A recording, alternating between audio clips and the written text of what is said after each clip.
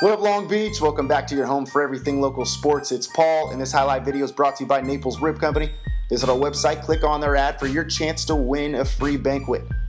It wasn't a playoff game, but it sure felt like it at the Steve Lewis Volley Fest at Lakewood High School on Saturday night.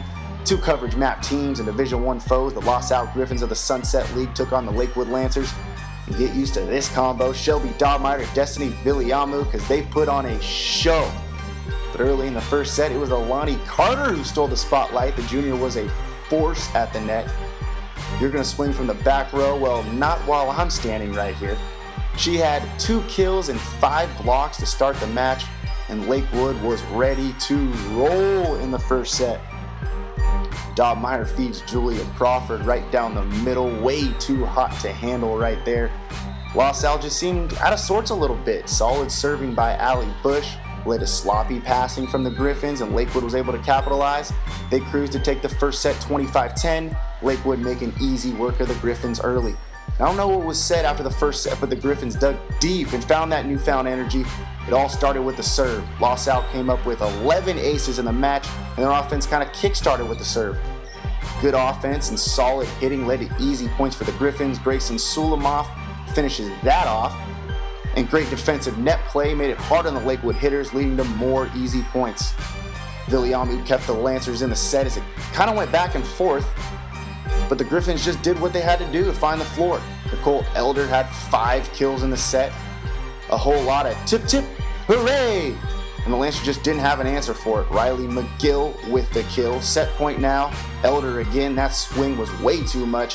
Griffins looked lifeless to start the match, took the crowd out of it in the second set, and take the set 25-22.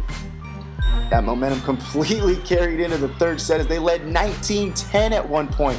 Nothing could go wrong for the Griffins, and this set looked to be a done deal. But Alani Carter says, hey, hold up guys, I got you. Don't worry about this thing, I got you. The crowd sensed a little bit of a comeback, and the Lancers fed off that. Duke basketball ground slaps was a recurring thing for Villiamu. The Lancers scratched and clawed to even the score at 24. Villiamu a long set to Alexis Artiago, too much for the back row to handle.